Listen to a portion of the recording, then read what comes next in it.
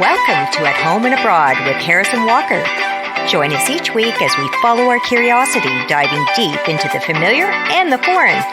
Reach beyond your front door as we uncover new perspectives, explore intriguing ideas, and have real conversations with the best guests. Ready for something different? Let's get started.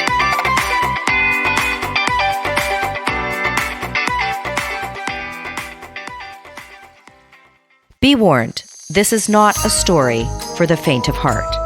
This is a true story, one that is both chilling and haunting, drawn from first-hand accounts of those who experienced the horror and survived the terror. This is a story about a house with a tragic history, a house of death, and it is said that it is haunted by an evil seldom experienced anywhere else on Earth. Cayuga, Indiana has a sleepy, rural vibe by all accounts, but just on the outskirts of town, a darkness lurks. Driving down North Elm Tree Road, cool breezes drift from the Vermilion River across the green lawns and pastures, rustling the leaves of the old-growth trees. Follow the bend of the road to the crossroads, and you will find yourself at Willows Weep. It is here that our story begins. Built in 1890, Willows Weep sits unassumingly, visible as you approach from the road.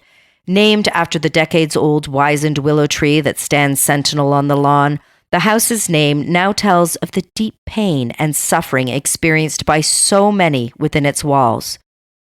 The face that Willows Weep offers to the passerby is plain, modest, yet it hides a disturbing feature. Behind the curbside facade, the house stretches out menacingly in the shape of an upside-down cross. The house was built at the end of the 18th century by John Henry Sykes, a superstitious and strange man, upon land that lies at a crossroads and a confluence of two rivers. This land lies blood-soaked from ancient battles and is the resting place of age-old indigenous burials. Perhaps it was the land that inspired Mr. Sykes to build the house, and perhaps it was the land that inspired him to execute its bizarre design. Like the windows installed in the exterior corners where the walls meet, or even more disturbingly, the pentagram-shaped room at the center of the home, a star-shaped heart from which other rooms can be entered and exited. And many have made their exit. This house has borne witness to terrible tragedy. Here, the violent deaths of 7 people have transpired. 3 of these were tortured souls who were driven to take their own lives. There is something primeval, something wicked, that inhabits Willows Weep. The very air is heavy and oppressive, dark. All who have dared visit feel a negative energy, which some have described simply as hate. There have been the unfortunate who have lived there, falling prey to this dark energy since its earliest days. There have been reports of incest, self-inflicted gunshot wounds, overdoses, even one man who was devoured by his hogs. One woman felt suffocated within the walls of Willows Weep during her time living there. She was originally drawn to the house because of the unusually set windows and eagerly began renovations. When the work began, however, the house made its displeasure known. Ceiling boards were ripped and thrown. 2x4s were viciously hurled by an unseen force. She herself was scratched by an entity that pulled her down and grabbed at her hair. The doors slammed repeatedly and with great force. Tools randomly slid across the floor. The activity was relentless. She was depressed, found it difficult to breathe. When she sought the company of her family, however, the house would have none of it. One of her cousins was choked and thrown against the wall. She claimed that her relatives attempted suicide just after spending a night in the house. Other owners had similar experiences. Chairs moving on their own, dishes broken and strewn about, disarray and destruction were common. People who have been trimming the looming weeping willow have fallen from its branches, breaking their backs. Some believe that this dark history is owing to a macabre discovery made by a handyman who uncovered the arm bone of a small child in a crawl space under the central room. An abandoned granite fire pit lay close by. Or perhaps it was the mysterious and aged book of the occult found beneath the floor that invited evil within the walls of Willows Weep. Perhaps the why will never be known, But the paranormal investigators who have sought answers have had some clues as to who. Communication with the spirits of Willows Weep has sent chills down the spine of all who have heard it. The voices are angry and many. Some have spat out words like splattered or devoured. Are they referring to the grisly death by hogs or death by suicide?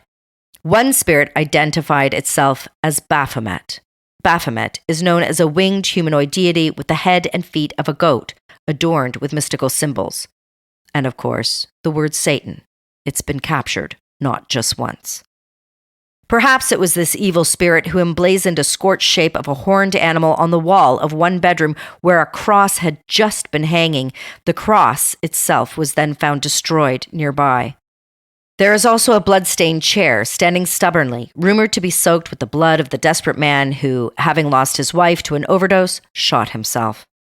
Shadow figures, movement behind the curtains of empty rooms, flashing lights, and the telltale thumps, knocks, and scrapes of an unhappy haunting have been reported by countless visitors to Willows Weep. The footprints of a small child were once captured in a thin sheen of baby powder, crossing the room and moving into a wall. Paranormal investigators have entered this property seeking answers, seeking truth. Some have reported gusts of energy that have aggressively moved against them, physically moving their bodies, and some have had the even more frightening sensation of being stabbed in the back.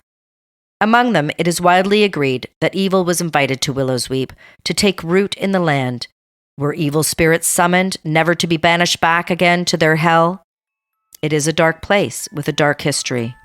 The only thing that is truly known about Willows Weep is that something intangible, something terrible lurks within. Something that can kill. Great. Thanks, Harris. Just what I needed to help me sleep tonight. There you go. It's pretty disturbing, eh? That's putting it mildly. It's fascinating. There are so many mini documentaries and rough footage online that recount experiences at Willows Weep. It was also featured on a Haunted Houses episode in season 1 of William Shatner's Unexplained. The current owner and a paranormal investigator himself, Dave Spinks, has even written a book about the property too. Well, we are fascinated with stories of places like these, even as gruesome and tragic as some of the history is. It's the unknown that draws us in. Yeah, that house needs to be exorcised, Walker. I have to say, I will not be visiting, and I'm pretty down with all things paranormal, but black magic, no way. Well, funny you should say that, Harris. Apparently people are requesting exorcisms now more than ever before. Really? Why? Well, Father Gian Matteo Roggio was quoted in the Telegraph as saying, "We have seen an increase in the requests for exorcisms because the pandemic has made people more vulnerable to the idea that Satan or some evil entity has taken over their lives." Wow. He said that people have fallen into poverty. They found themselves suffering from anxiety and depression. They feel that their lives are no longer in their own hands, but in the hands of a malign force. It's a big crisis. Wow. Well, we do cast around for external reasons for our unhappiness and misfortune, don't we? We do. And Dr. Christine Simmons Moore, a psychology professor at the University of West Georgia, said that anxiety and depression are running high as a result of the pandemic. She says the whole sense of a lack of control in people's lives is impacting them a lot. And if you can just feel a little better after you have a little exorcism, why not go for it?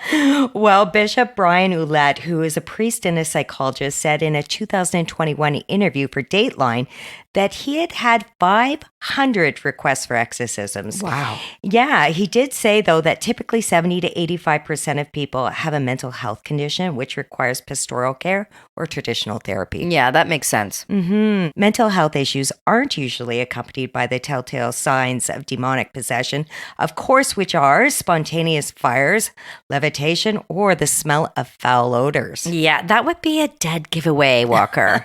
I would think so. Dr. Richard Gallagher is a professor of psychiatry at New York Medical College and Columbia University, who often collaborates with the Catholic Diocese to determine which cases involve mental health and which may have a supernatural connection. Now, he thinks that this increase in exorcism requests may be related to the fact that young people, in giving up a mainstream religion, often substitute it with something else, often involving ideas of energy forces, occult themes, or visitations by spirits. He also says that young people nowadays are brought up on movies and TV shows and paranormal beliefs. Yeah, like the X-Files. Do you remember that show, Walker? I do. I actually used to be too scared to watch it. Oh, really? Yeah, the music freaked me out. Oh my God. Oh, I remember the music so well. I thought they were the coolest, Scully and Mulder. I totally wanted Very their popular jobs. show. Very, very popular. There are a lot of believers out there, aren't there? Apparently 40 to 50% of Americans believe in demonic possession. Wow. Yeah. I would be really curious to know how many exorcisms actually are performed in North America. Yeah, that's a good question. And how true are those rituals to the movie The Exorcist? Oh, right. You know that's a true story, right? Seriously? Yeah. Isn't that scary to think about? But you know me, Walker. I'm a total believer.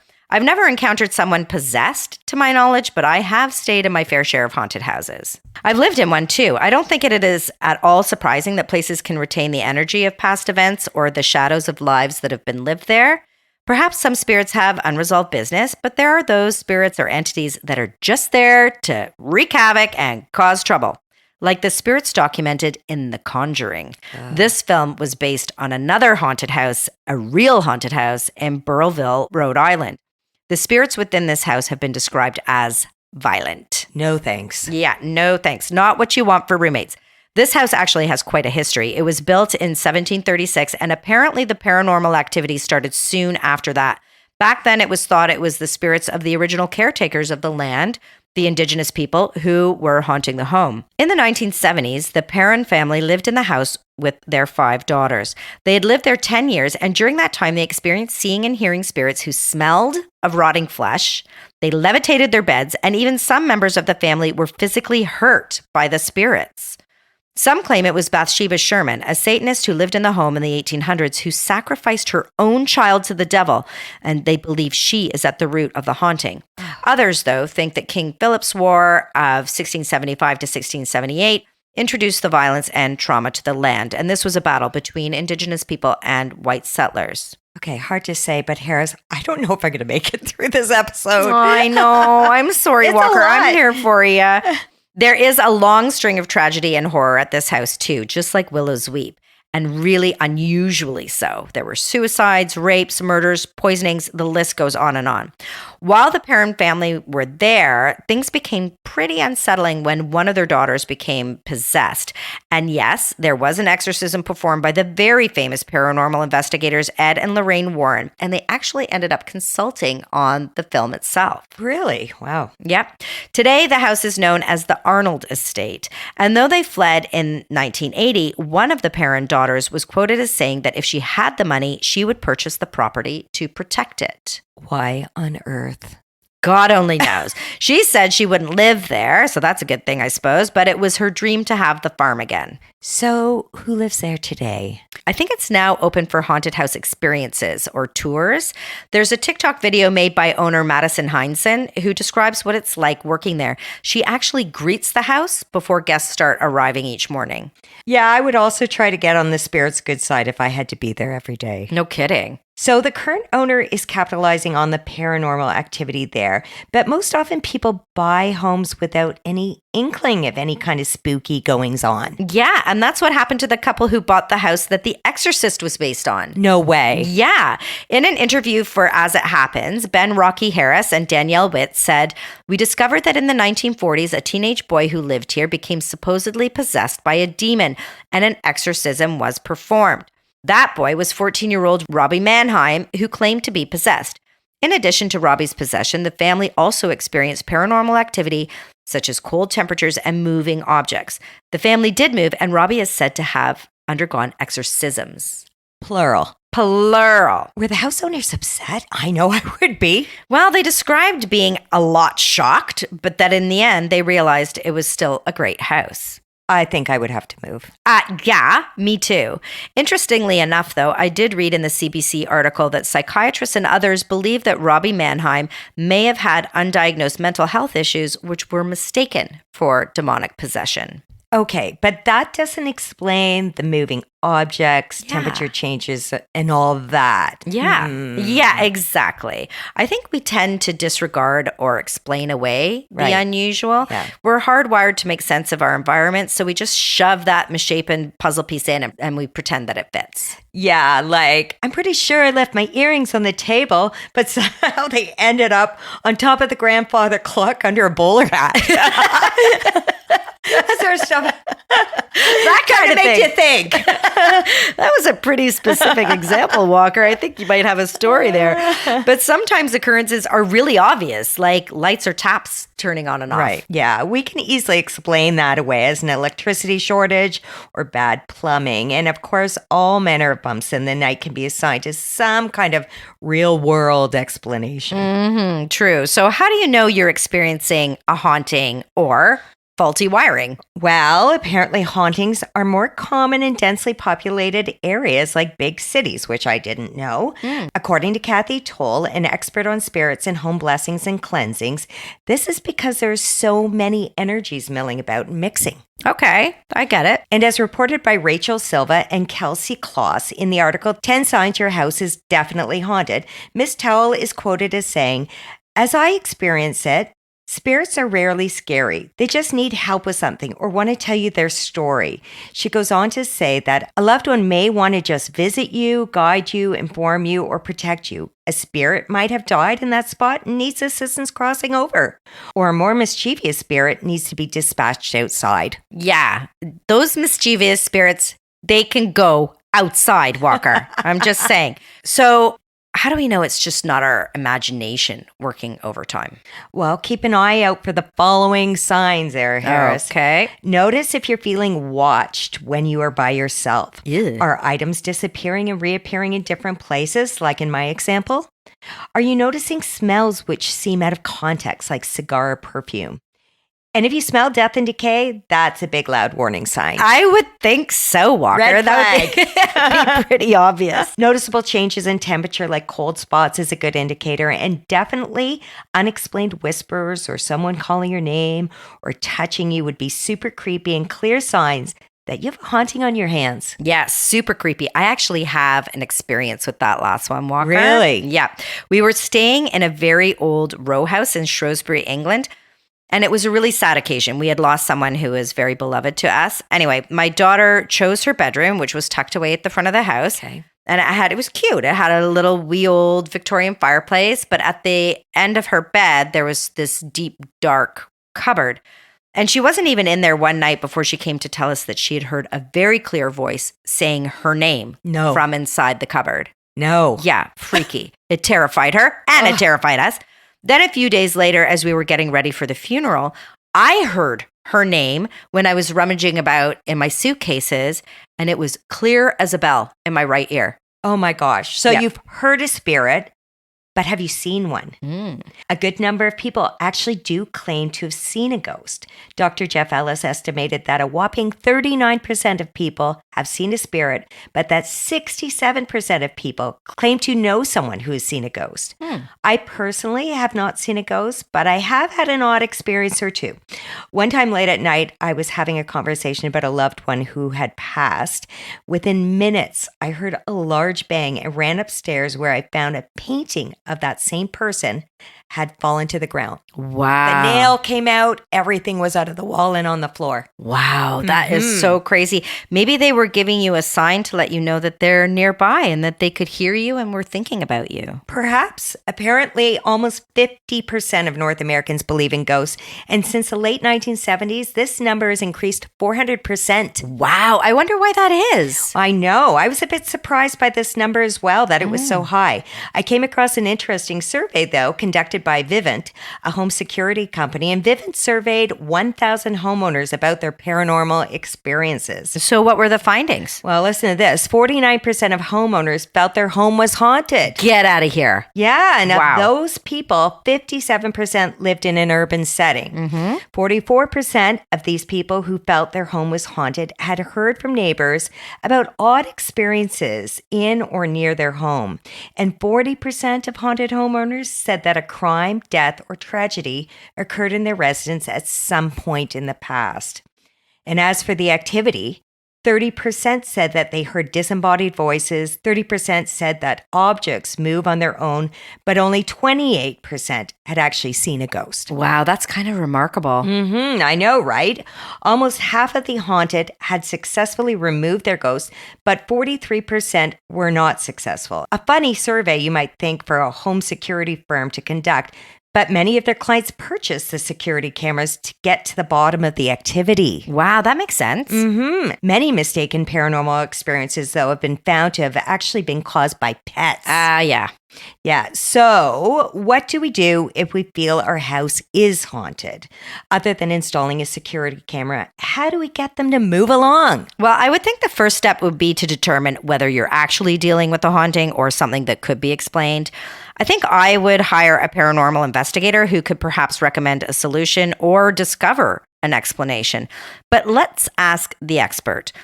We are excited to introduce James Gilberd, founding member and head of the New Zealand Strange Occurrences Society, a paranormal investigation and research group based in Wellington, New Zealand.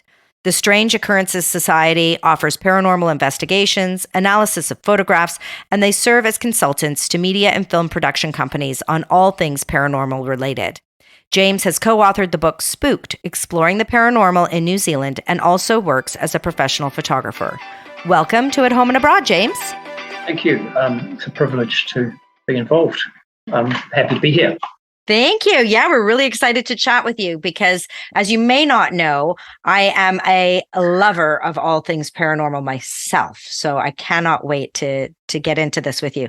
So you are a founding member, as I mentioned, of the New Zealand Strange Occurrences Society. What first sparked your interest in the paranormal?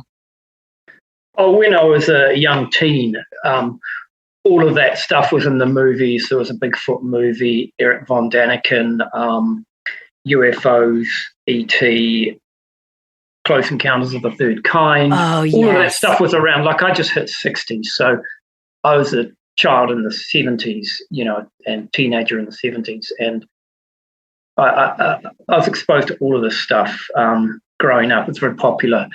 There were TV psychics, Kreskin, the guy who bent the spoons and forks. The amazing Kreskin. Yeah, and who was the fork bending guy? I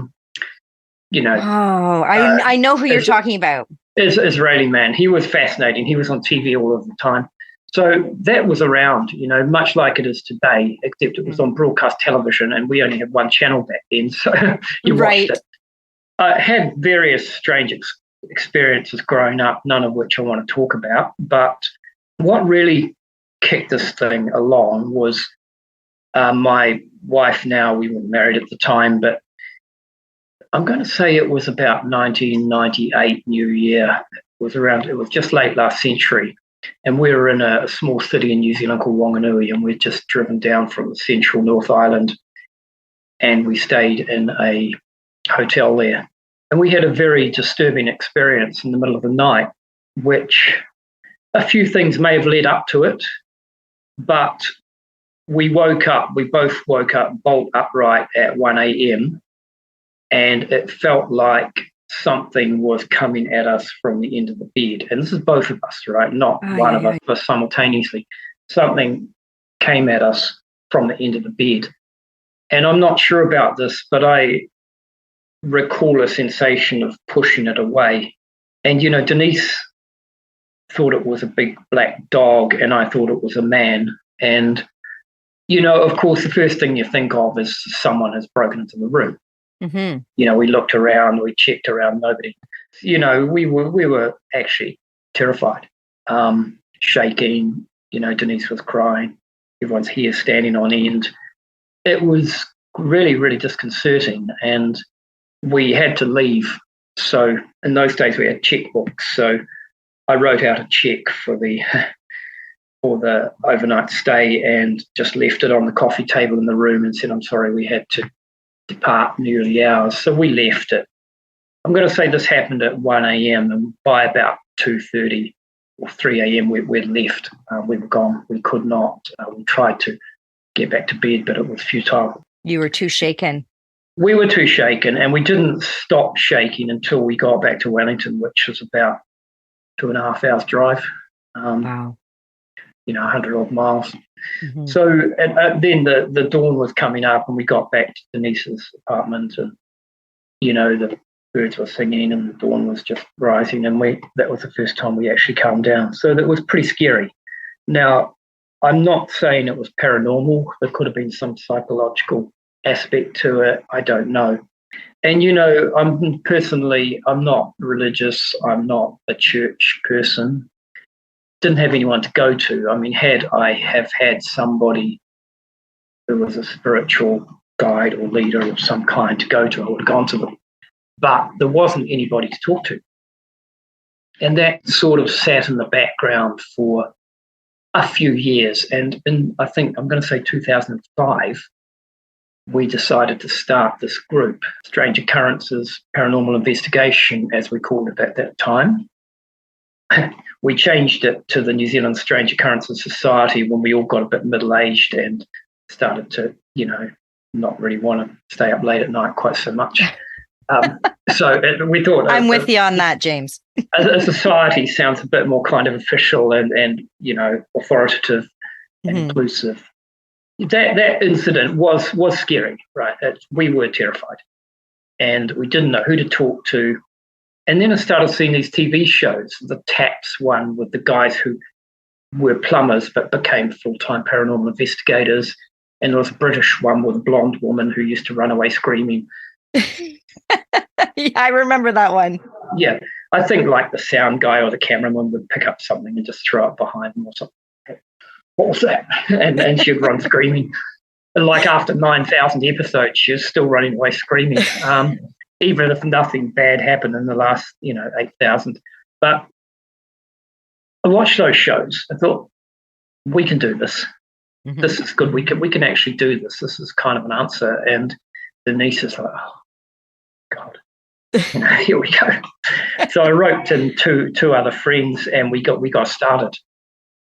And we had these kind of clandestine secret meetings in different locations where we didn't really do anything apart from drink tea and eat biscuits.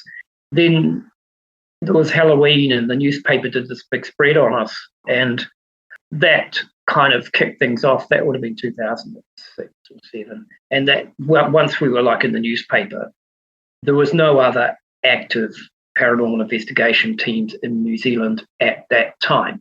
Right. So we were like the only one that people knew about. And we had a web page, and people started contacting us. Yeah. And you were then the people that you didn't have when you had a strange occurrence to reach out to. Exactly. And a lot of it is actually just having someone who will listen to you, take you seriously, not laugh at you, not ridicule you, but actually just be open-minded and listen. Mm-hmm. And, the same goes for emails, just be responsive and take care, So trying to be that person, but we're not resourced or funded or anything. Exactly. Right. You do this out of the goodness of your heart based on this terrifying experience that you had personally. Yeah. Well, it's not that much the goodness of the heart, because it's more out of personal curiosity. You do question yourself continuously about this stuff. And these opportunities to speak and discuss are really interesting. I love them. Yeah, because we can, sort of bounce each other's ideas off each other, take in each other's perspectives. And there are all kinds of perspectives out there. So I'm sure you run into situations where you might be speaking to someone who really is convinced that they are experiencing paranormal activity, but maybe someone else in their household is a skeptic. And I'm not sure where you are on that spectrum from skeptic to believer, but how do you think the science of what you do, if at all, can convince a skeptic even a little bit further that perhaps there's a whole other realm that we're not fully knowing of? That is a very interesting question, and it's one that I wrestle with regularly. I am a member of New Zealand Skeptics Society. Okay. I have spoken at one of their conferences quite a while ago, but that was an experience. Mm-hmm. And I keep up with all of that. And being a skeptic, skeptics have got rather a bad rap. Mm-hmm. I think certainly in the kind of paranormal believers community, skeptics are kind of the enemy. Mm-hmm. Whereas I feel that within the realm of paranormal investigation, if there's a group of you, it's very healthy to have people with different viewpoints. Absolutely. Within that group. And we don't sit around arguing about stuff. We just experience things in our own way, and we come at them. So within our group, there has been up to 10 people, medical doctor, psychologist, quite skeptical, scientific-minded people, and also people who have more of an openness to spiritual experience. And we've had that cross-section within the group, which has been very healthy. I think that's excellent. Yeah, I think that's how it should be, not just a bunch of believers trying to convince anybody that this or that phenomena exists. You need skeptics to push science forward, really, right? They're the questioners. Skeptics are scientists, really. I mean, the way of thinking things through as a skeptic is basically the same as scientific method.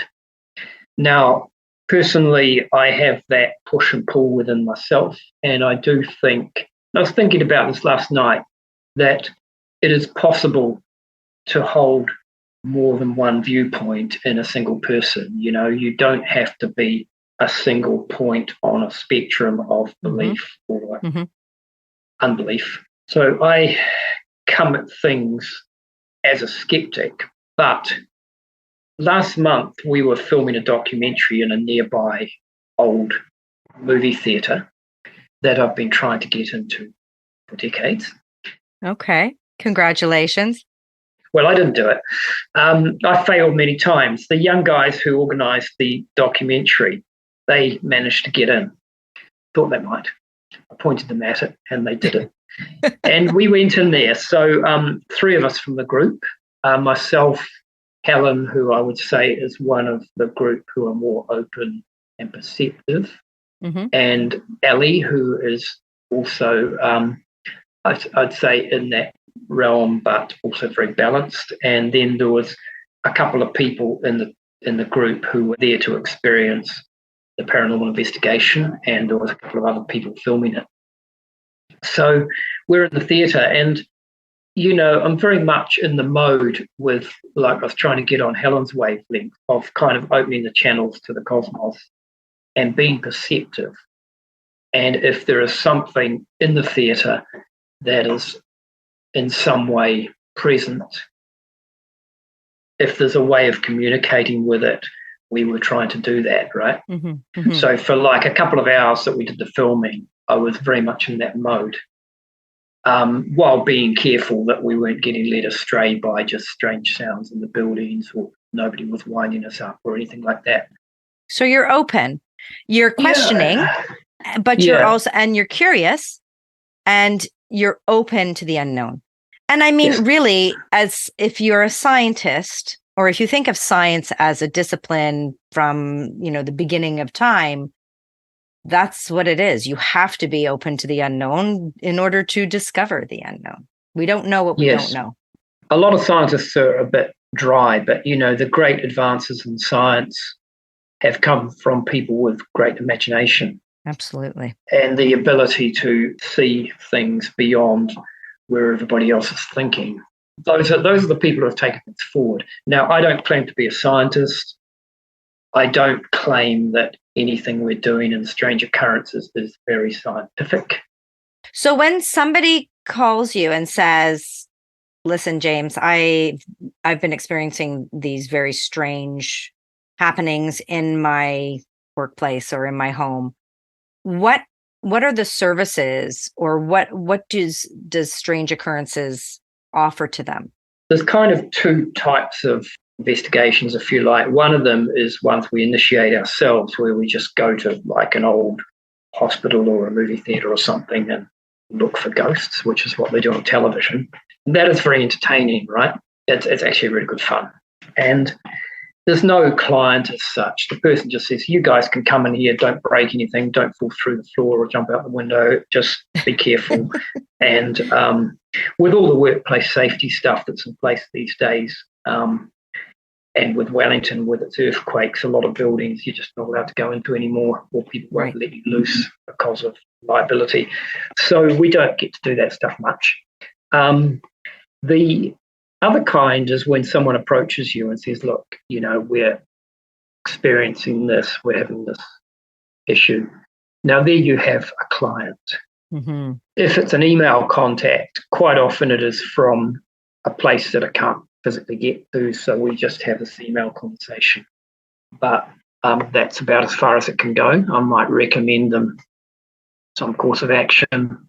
But if it's a local thing and say, look, would you like us to come out and have a chat and have a look at your house?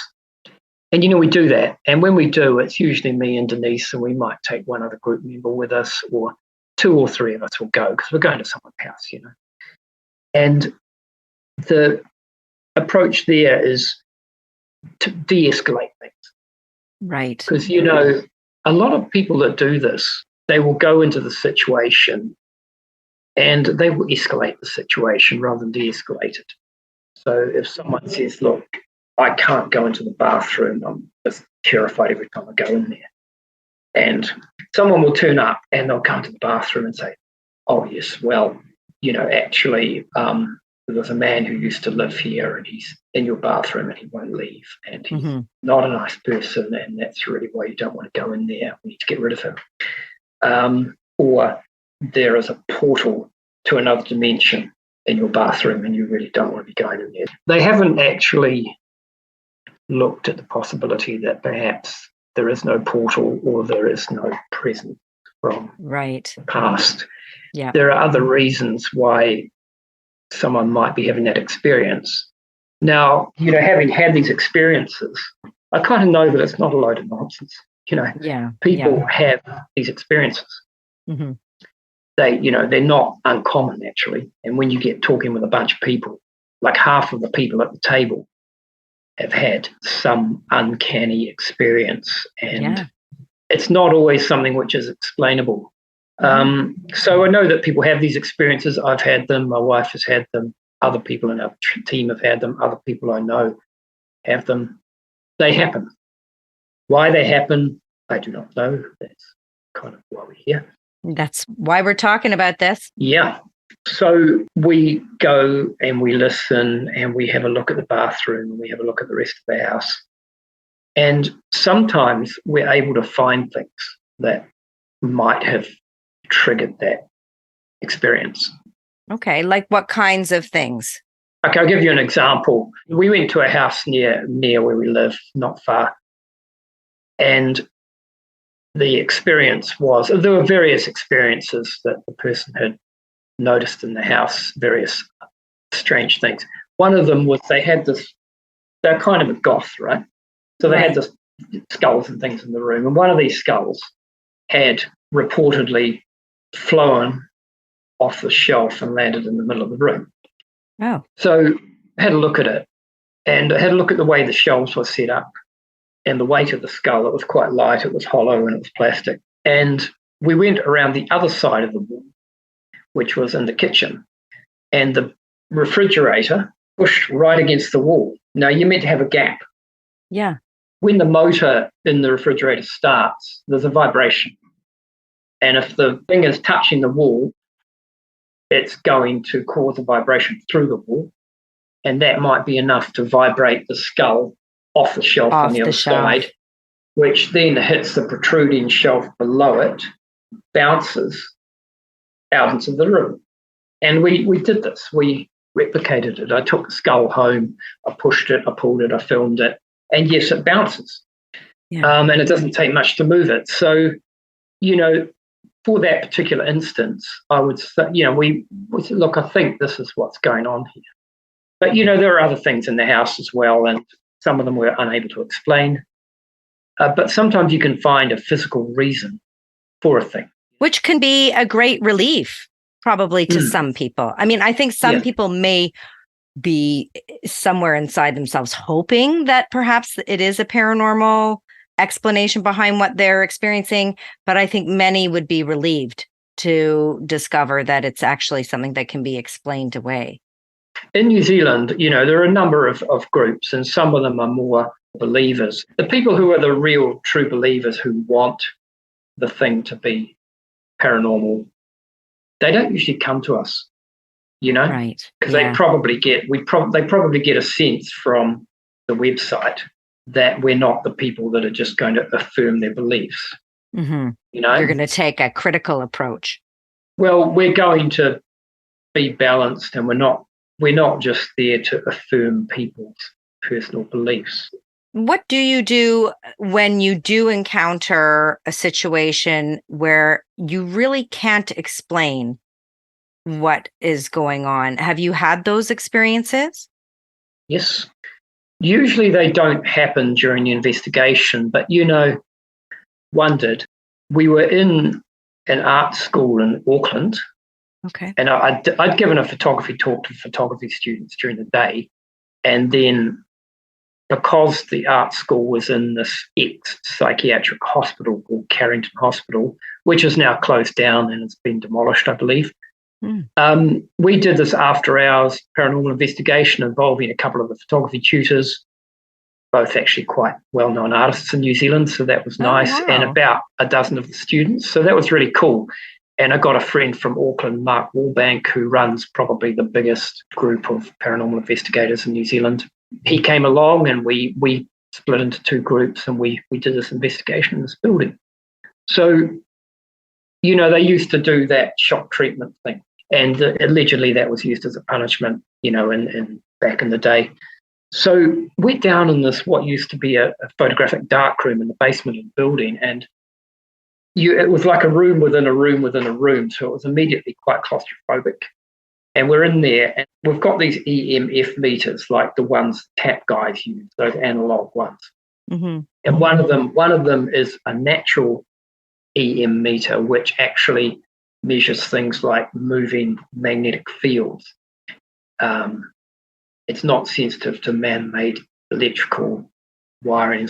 So we've got these three things in the room, and they're on shelves, they're motionless. And I'm explaining to the 4 or 5 people that are in there, I'm just showing them how the natural EM meter might react if I move near it. So I walk over to it and I tap my foot on the floor, not very hard, and the meter starts to react. And I've never seen this particular meter react like this before. Not only was it reacting, the other 2 meters in the room were reacting very strongly, like the needle was going up scale and vibrating around. And this continued for 90 seconds. Wow. And then it stopped. And I have no idea what caused it. What could explain that? I can't explain it. In my imagination, if that room at some stage in the past had been the location for administering shock treatment, I imagine that the apparatus that would do that might cause that kind of reaction on the meters. Yeah.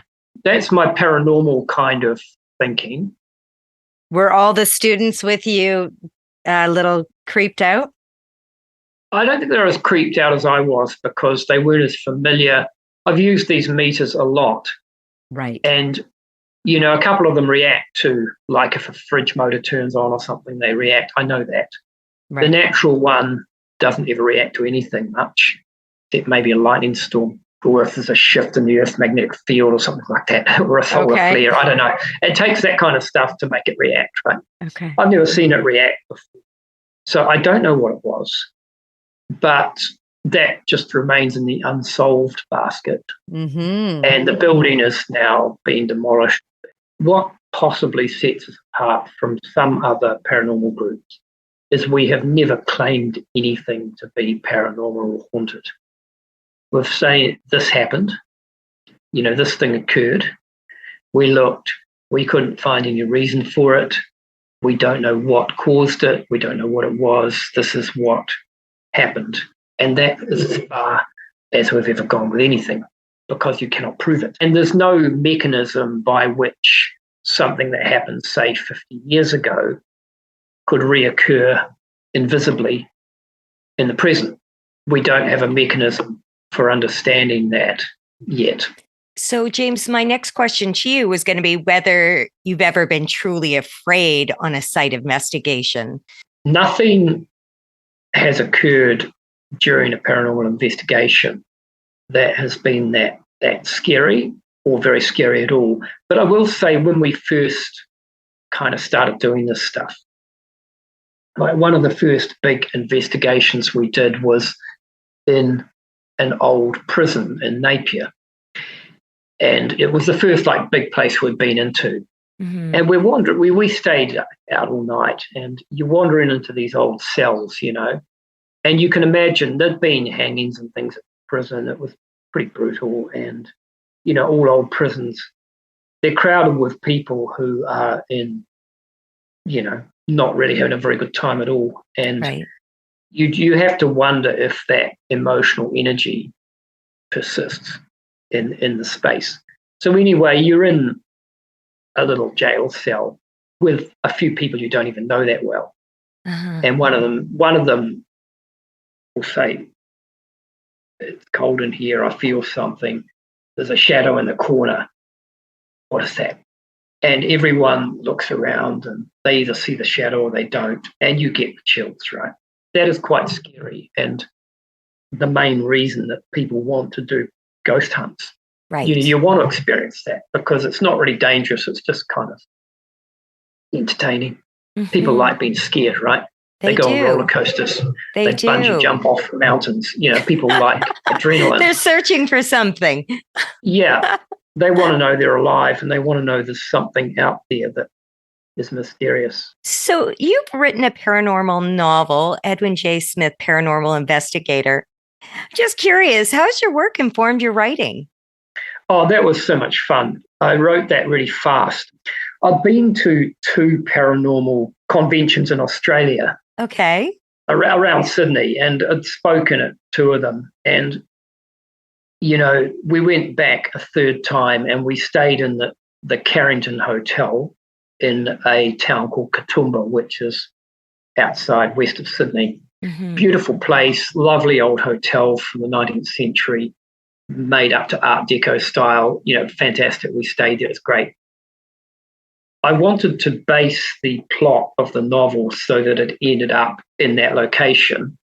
And my plan was then to launch the novel at the next paranormal convention, which was at that hotel.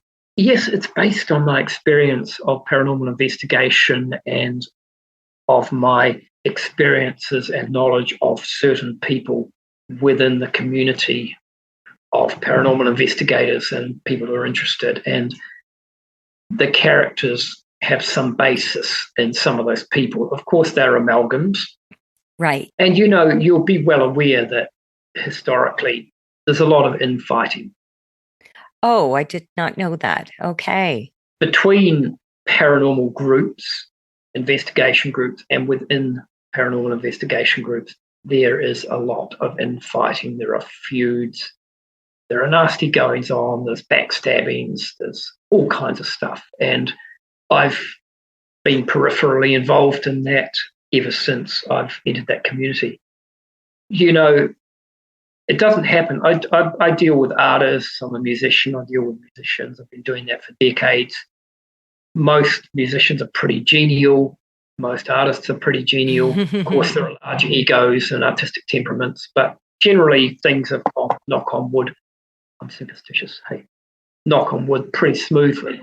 Within the group of paranormal investigators in New Zealand, I believe in Australia, from what I heard from going to the conventions, that half the people there wanted to kill each other. They just had to behave themselves. And it's probably the same in the United States. I believe you Canadians are very, very polite. But the Americans are definitely at each other. And of course, the English are going to be in any other country where people do this. So there are these characters, and there are egos, and there are ambitious people who get their noses out of joint pretty easily. So I wanted to bring all of that into the novel, and I had a lot of fun writing these characters. And I just I wrote this a while ago, and I just reread it a couple of weeks ago. And it is actually quite fun.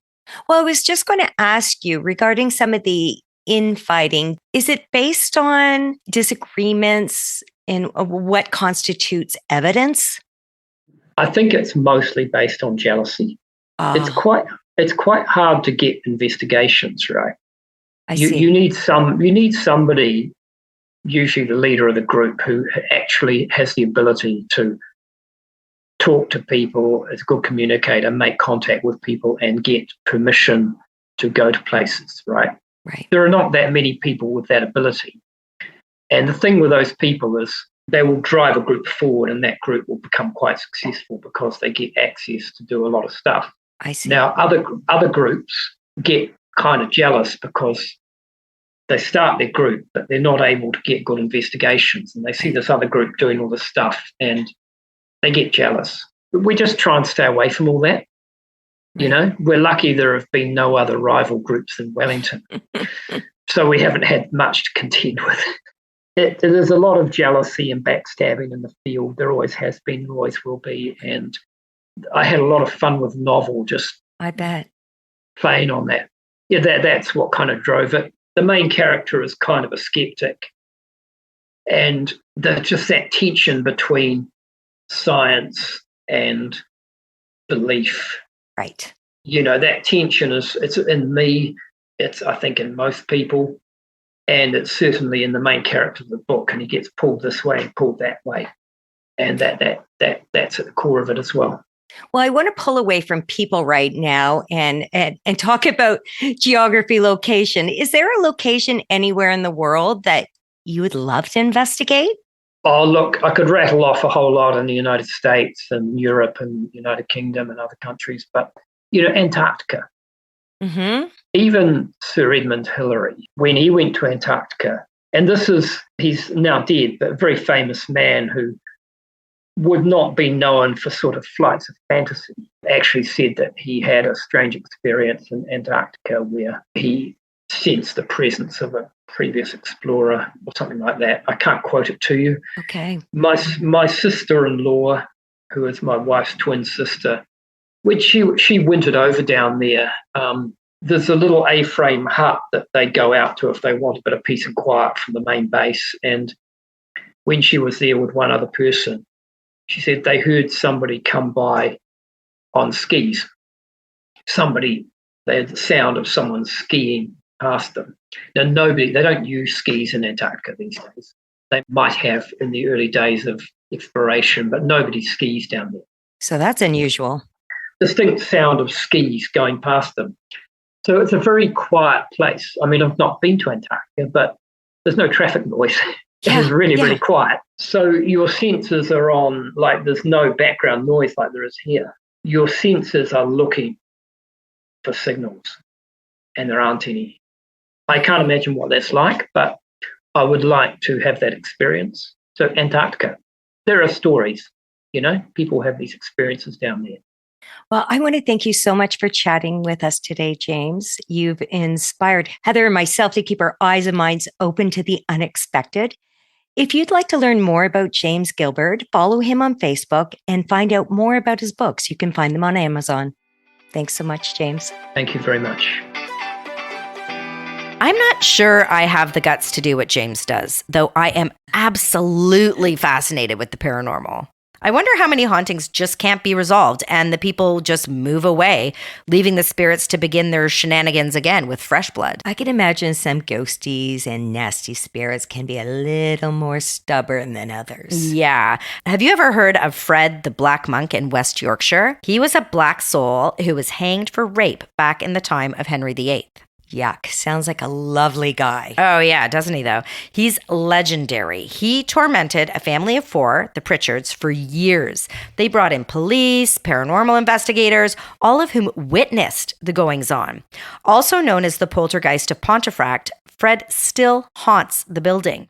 Apparently, he bothers people by draining their phone batteries, growling in cupboards under the stairs, gluing doors shut, and, of course, the regular behavior of tearing apart rooms. Not too long ago, there was even a photograph taken of a ghostly arm holding a rosary thought to be Fred. All manner of things, including exorcisms, have been attempted to rid the property of Fred, but it looks like the current owners are capitalizing on his antics. Yep, that's right. There's tours now offered, but no exorcisms or use of Ouija boards are permitted on site. Halloween field trip, Harris? Not on your life walker. Thank you for joining us at Home and Abroad with your host, Harrison Walker. If you enjoyed this episode, we would really appreciate it if you would rate and review our show. It helps us grow and expand our reach. Subscribe to follow us each week as we continue the conversation. You can also say hi to us on Instagram at Harrison Walker. We would love to hear from you.